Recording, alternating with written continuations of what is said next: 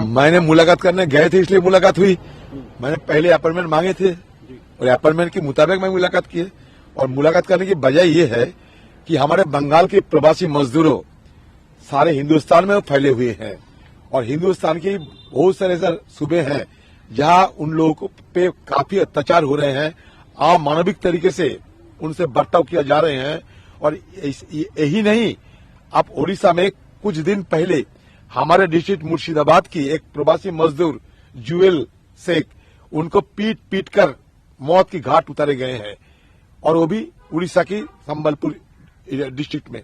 तो मैंने पत्र लिखकर और सारे ये जो घटना घट रही है बंगाल के प्रवासी मजदूरों के साथ, इन सारे ब्यौरा उनको सौंपे हैं और कहा कि बीजेपी रूल स्टेट में, आप ये पढ़ लीजिएगा, बीजेपी रूल स्टेट में ये प्रवासी मजदूरों को इस तरह की बेरहमी से अत्याचार किए जा रहे हैं।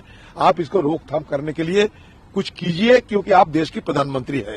देखिए, सूबे की मुख्यमंत्री तो मतलब सूबे में ही ये बात उठाते हैं, बाहर में कुछ कहीं करते नहीं, ये पता नहीं। क्योंकि कुछ दिन पहले सदन भी चल रहे थे, आप देखे होंगे, एक लगभग 1 महीना तक सदन भी चले थे।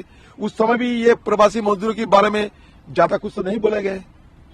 मैं प्रवासी मजदूरों के बारे में कहा, मैंने इसके साथ साथ जो मतुआ संप्रदाय के लोग हैं बंगाल में, जिसको डर है कि एसआईआर के चलते उसके नाम निकाला जाएगा, हटाया जाएगा, उनके बारे में भी प्रधानमंत्री जी को ध्यान आकर्षण किया।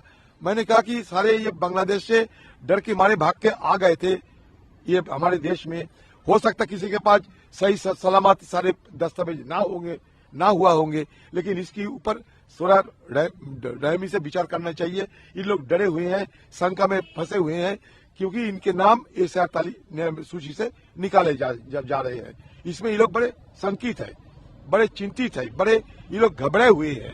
ये भी मैंने उनको बताया। लेकिन मेरा आज सबसे बड़ा मुद्दा ये था कि हमारे बंगाल के और खासकर मुर्शिदाबाद जिले की प्रवासी मजदूर जो लाखों की तादाद में हिंदुस्तान के कोने कोने में रोटी रोजी कमाने के लिए काम कर रहे हैं, उन पे बेरहमी से अत्याचार किए जा रहे हैं। किसी को डिटेंशन कैंप में भग दिया जाते हैं, तो किसी को मतलब पीट पीट के मार दिया जाता है। सारे मेरा तरफ से मैं प्रधानमंत्री जी को अच्छे ढंग से विस्तार से ये सारे मुद्दा उनके पास उठाए।